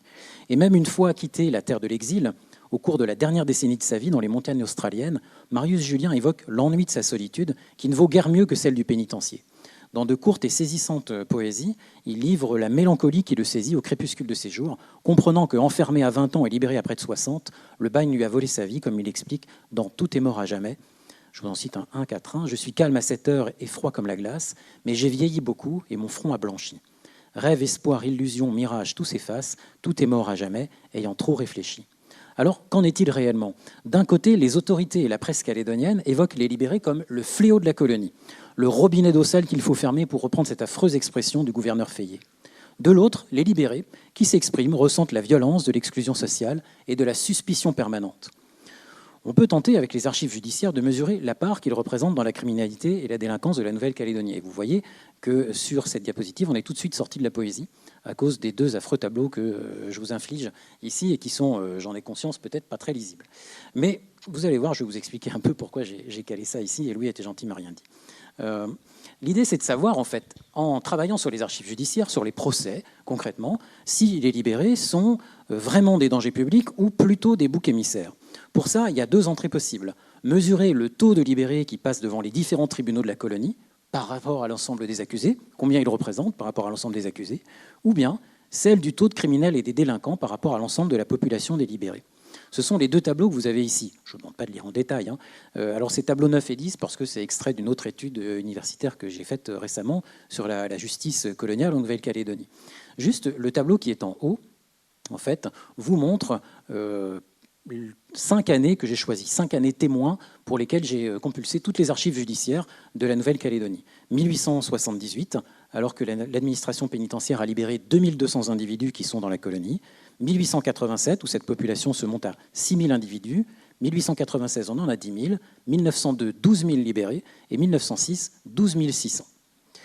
Et si vous regardez ce tableau sur la colonne complètement à votre droite, en gras, il y a en fait le nombre de condamnés dans ces 5 années.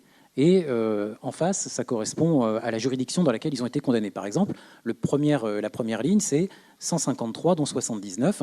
En fait, c'est 153 criminels qui ont été condamnés en Nouvelle-Calédonie lors de ces 5 années-là, dont 79 sont des libérés du bagne. En dessous, c'est la correctionnelle, les délits, 2776, dont 949 sont délibérés.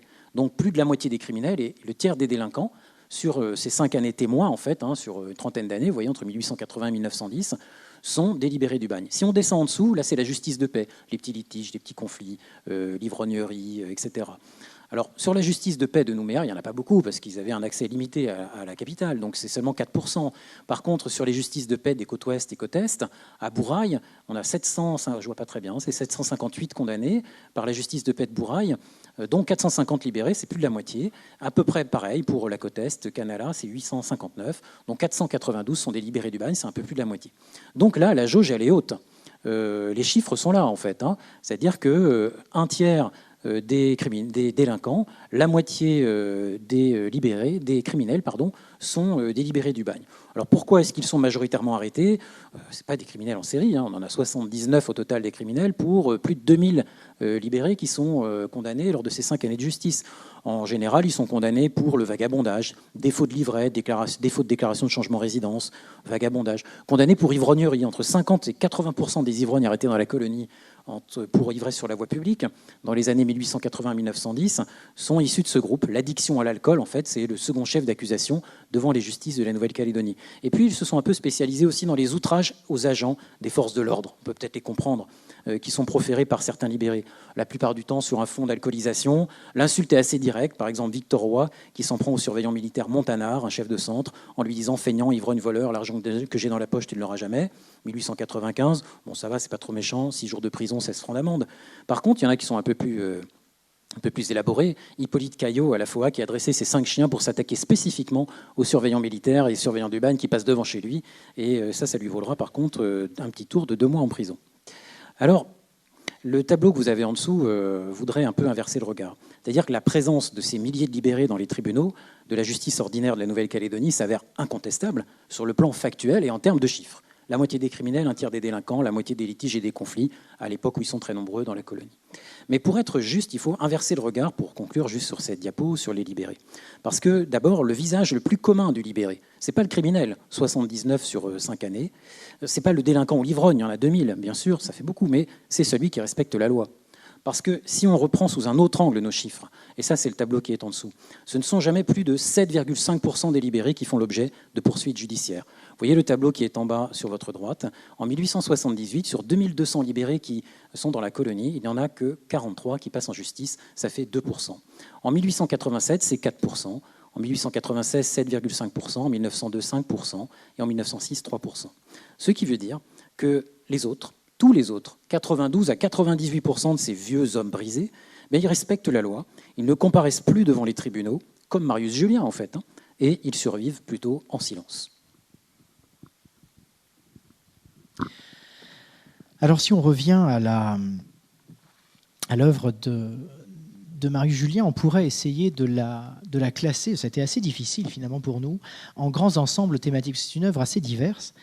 Alors en premier lieu, un des thèmes les plus importants, le thème le plus important, eh bien, c'est l'amour et la beauté. Ça peut paraître assez paradoxal finalement, mais en dépit du bagne, eh bien, au total, sur 330 poèmes connus, il y en a environ un quart, il y a à peu près 80 poésies, qui sont en effet consacrées à versifier des déclarations d'amour, plus ou moins naïves ou habiles d'ailleurs, au passage. Vous attendez pas toujours à lire des choses spectaculaires, à décrire les yeux, le corps de la femme désirée, la longue attente durant ses absences, la cruelle déception ressentie aussi parfois face à des sentiments qui sont pas partagés. Le second sujet majeur, c'est bien le bagne, lui, par contre.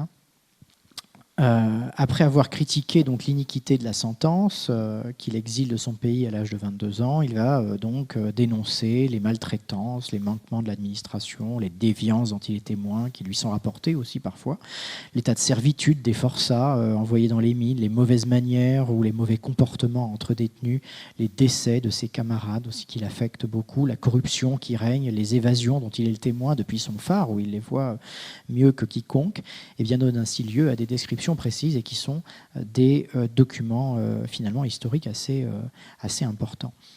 À l'heure de la délivrance australienne, ça Gonel a commencé à le dire tout à l'heure aussi, eh bien, enfin libre, eh bien, en réalité, le sceau du bagne va continuer à exister dans sa production, parce qu'il sent la fin de sa vie approcher, et l'espoir de pouvoir enfin vivre pleinement, une fois libre, eh bien, ça s'estompe, et il admet l'évidence, ben, finalement, le bagne lui a volé sa vie, hein, c'est ce que tu disais tout à l'heure, et même si son corps a réussi à en sortir, ben, son esprit, finalement, l'a jamais vraiment quitté. La troisième catégorie importante que je mentionne ici, qu'on peut dégager de cet ensemble, c'est celle des émotions négatives ou morbides. Il y a l'ennui, le désespoir, l'attente sans fin, la souffrance, les doutes, les regrets. Ça, c'est le sujet d'une bonne vingtaine de compositions auxquelles il faut ajouter une quarantaine qui évoquent la mort véritablement, directement. Ensuite, il y a cette délivrance australienne, cette Australie rêvée finalement quelque part. Alors elle apparaît au moment où il arrive, il compose toute une série de poèmes au moment où il quitte Nouméa, Gonel vous en a parlé il y a un instant, et puis donc décrit le voyage sur le bateau, le Pacifique. Il arrive à Sydney, il va dans les Blue Mountains. Ça c'est vraiment, c'est consigné comme un journal finalement. Il écrit un poème par jour.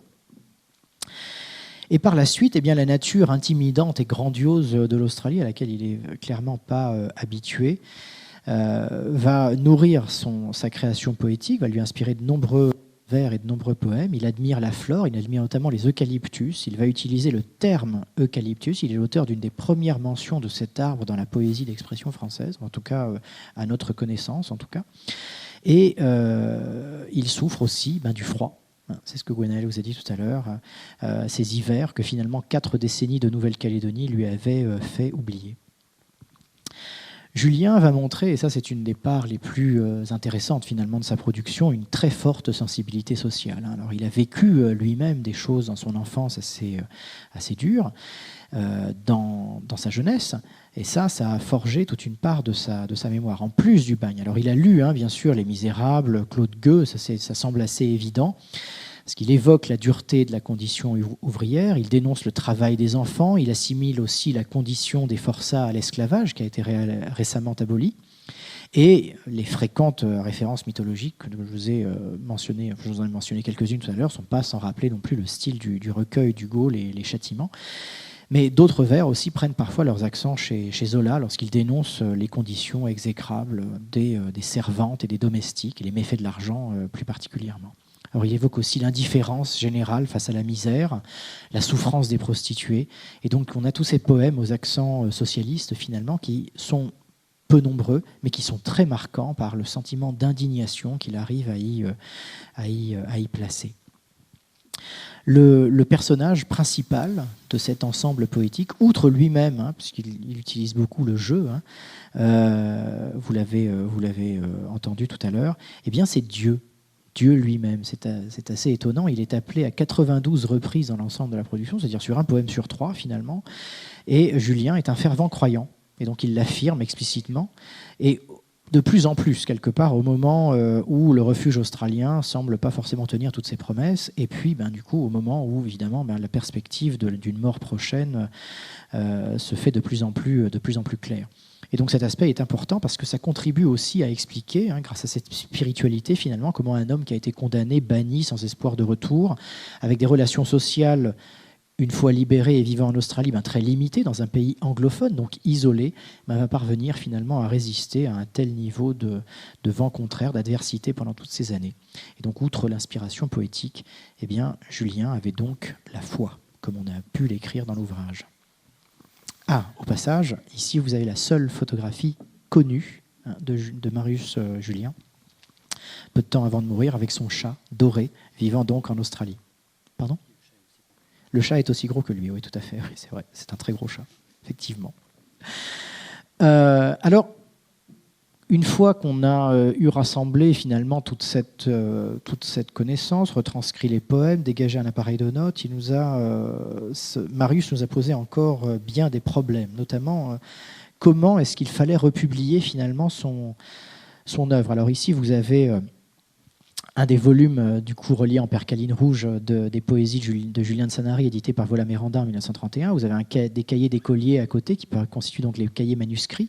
Donc il y a le cahier du docteur Léon Collin avec donc je crois que c'est Jeanne d'Arc, non, quelque chose comme ça, qui est sur la couverture. Ensuite le cahier qui est conservé au musée Balaguier à la Seine-sur-Mer à côté de Toulon, poésie élégiaque de Marius Julien, et puis donc un petit carnet qui appartient à la collection de Louis-Georges Vial qui est présent ce soir et que je salue amicalement. Donc il y avait de nombreux problèmes. Un des premiers problèmes, c'était justement la diversité des sources. Alors il y avait ces deux volumes en 1931, de 1931, édités par Vola-Méranda, qui avaient de nombreuses erreurs manifestes, puisque Vola-Méranda, qui ne parlait pas non plus un français parfait, avait transcrit donc des poèmes manuscrits. Donc du coup, il y avait des W qui étaient devenus des M, des W, des U, des N, des R en S, des E, enfin bref. Il y avait déjà énormément d'erreurs manifestes. Alors on pouvait corriger les erreurs grâce aux poèmes manuscrits qu'on possédait sur le bagne, mais sur la production australienne, où le système des carnets n'existe plus, comment on fait pour corriger là ? Enfin, vous comprenez, Alors il y avait des normes typographiques britanniques au passage qui n'étaient pas non plus adaptées, inadéquates. Les poèmes manuscrits, les carnets manuscrits posaient également des problèmes, puisqu'il existait donc des poèmes en collection publique, en collection privée, ici, loin. Un carnet transcrit en 2011, mais dont il n'existait plus la version originale, qui avait disparu depuis. Un poème publié en 1966, le poète dit adieu à son chien, que Gwenaël vous a lu tout à l'heure, dans un article signé par un journaliste du sud de la France qui s'appelait Robert Bailly et qui n'a jamais été... dont le carnet d'origine n'a jamais été retrouvé. Il n'existe aucun des carnets qui nous sont connus qui possède ce poème. Ça veut donc dire qu'il existe au moins un autre carnet manuscrit quelque part. Et sachez que depuis la publication de cet ouvrage, un nouveau carnet manuscrit a émergé chez un collectionneur privé dans le sud de la France. Et il ne comporte pas non plus le poète dit adieu à son chien. Donc il y a au moins 7 carnets manuscrits encore aujourd'hui, en tout cas dans le corpus. Alors, comment faire ?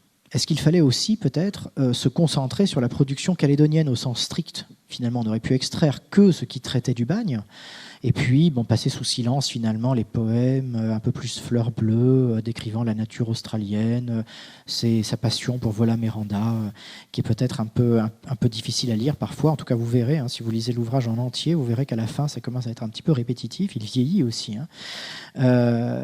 Mais pourtant, faire l'impasse sur sa production australienne, c'était quelque part pas forcément lui rendre justice, parce que cette production australienne, elle est aussi hantée par le spectre du bagne. L'édition de 1931, elle a présenté un avantage, c'est celle d'être découpée en livres, comme Gwenaël vous l'a dit, d'être aussi organisée de manière plutôt chronologique, c'est-à-dire que les poèmes sur la Nouvelle-Calédonie étaient concentrés dans le premier volume. Mais dans ce cas, qu'est-ce qu'il fallait faire avec les poèmes inédits retrouvés dans les carnets et qui ne figuraient pas ? Il y en a quand même 60 qui ne figuraient pas dans l'édition de 1931. Alors, est-ce qu'il fallait les mettre en annexe ? Est-ce qu'il fallait essayer de les insérer au mieux là où ça faisait le plus de sens ? Par ailleurs, il existe des versions différentes de poème à poème manuscrits, avec des strophes en plus, des modifications de mots, des dédicaces, des chutes alternatives, modifiant considérablement le sens, parfois des ponctuations qui ne sont pas identiques. Quand vous avez un point-virgule qui se transforme en point d'exclamation, le vers prend une toute autre signification. Comment traiter les fautes d'orthographe ? Précisément alors que d'un poème manuscrit à l'autre, c'est pas forcément les mêmes, c'est-à-dire qu'il ne place pas forcément la faute d'orthographe sur le même mot. Alors il y a un vers dans lequel il y a une faute d'orthographe sur un mot, dans la version d'après, dans le même vers, la faute d'orthographe n'y est plus. Comment traiter les choix sur les majuscules aussi, qui sont parfois dissonants, enfin bref. Donc est-ce qu'il fallait rendre compte finalement de la production de Julien à la manière d'un ouvrage littéraire, c'est-à-dire en prenant chaque poème, en corrigeant tout, et en produisant en fait l'espèce de volume parfait qu'il n'avait jamais produit, ou d'un ouvrage historique où quelque part on aurait donné la priorité à la source et du coup on n'aurait rien modifié. Il a bien fallu opter pour un espèce d'entre-deux, donc on a une solution intermédiaire. Au final, on a essayé de corriger au maximum la graphie des poèmes en supprimant les fautes d'orthographe, c'est-à-dire que si vous en trouvez, ce sont des coquilles qui nous ont échappé, ça peut arriver. Et par contre, de nourrir en fait cette édition d'un appareil de notes où, à chaque fois qu'il y a une variation importante d'un poème à l'autre, d'une version à l'autre, d'un carnet à l'autre, eh bien qu'elle soit notée et explicitée en notes. Alors on a bien sûr, on ne l'a pas fait pour les changements mineurs, les variations mineures, parce que sinon je pense qu'on aurait fait 8 ou 9 000 notes de bas de page, il y en a déjà 1050, c'est déjà pas mal. Enfin, en tout cas, on espère que ça vous intéressera, que ça vous sera éventuellement utile. Et en tout cas, comme me le disait un soir Aurélia Rabat Benaïssa, alors dans une de nos entrevues, Marius Julien nous aura finalement tous beaucoup touchés. Et quelque part, il fait aujourd'hui un peu partie de nous. Voilà. C'était presque la conclusion. Donc pour conclure, des remerciements et une poésie normale. On peut conclure que comme ça. D'abord, on tient à remercier tous les deux notre institution, l'Université de la Nouvelle-Calédonie, et l'équipe de recherche à laquelle on appartient, donc TROCA. Manuel en a parlé tout à l'heure, ça veut dire Trajectoire d'Océanie. On tient à les remercier parce qu'en fait, ils ont soutenu cet ouvrage et ils l'ont soutenu très concrètement en finançant une partie pour l'édition. On remercie beaucoup Françoise Quérol, qui est présente ici, qui est la coordinatrice des presses de l'Université de la Nouvelle-Calédonie et qui a tout de suite accueilli de manière très positive et enthousiaste cet ouvrage, sans peut-être savoir à quoi elle s'engageait en termes de publication, parce que publier des poèmes, on s'est rendu compte que c'était extrêmement compliqué. Je pense que vous l'avez compris avec ce que Louis vient de vous expliquer, ne serait-ce qu'en termes de mise en page, par exemple, de choix éditoriaux. Merci Françoise, en tout cas, d'avoir soutenu ce projet, qui a pris du temps, mais il fallait qu'on peaufine tout ça quand même pour rendre quelque chose de bien terminé. À l'entreprise éthique aussi, qui a réalisé la maquette de l'ouvrage, à laquelle nous sommes tout à fait contents. Aux collectionneurs privés qui nous ont aidés dans la recherche des poésies de Marius Julien. Aux archives de la Nouvelle-Calédonie, on a été bien aidés aussi. À Aurélia Rabat Benaïssa, qui nous a permis d'utiliser son travail universitaire. Et en remerciement, elle est également aussi sur la couverture. Et puis Dominique Barbe, Christophe Dervieux, Louis-José Barbançon, qui ont relu attentivement cet ouvrage et les épreuves de cet ouvrage. Et puis surtout, on remercie Marius Julien parce qu'il nous a permis de suivre son itinéraire, de comprendre l'itinéraire intérieur d'un forçat, la mélancolie du forçat, et d'avoir pu faire revivre l'un de ses oubliés du passé. Alors pour finir, peut-être une poésie qui s'appelle « Le départ pour l'Australie », puisque dans cette poésie est mentionné le navire que vous avez en photographie ici, qui s'appelle le Pacifique, avec lequel il va quitter la Nouvelle-Calédonie le 14 mai 1920. Donc on est à Nouméa, là, en mai 1920, et il quitte la Calédonie où il est depuis presque 40 ans. Il quitte son ciel de l'exil. Du courrier, l'on entend la joyeuse sirène annonçant le départ. J'embarque vivement, embrassant mes amis que je quitte avec peine et que je suis des yeux jusqu'au dernier moment. Le navire s'éloigne et toute cette foule agite des mouchoirs comme signe d'adieu.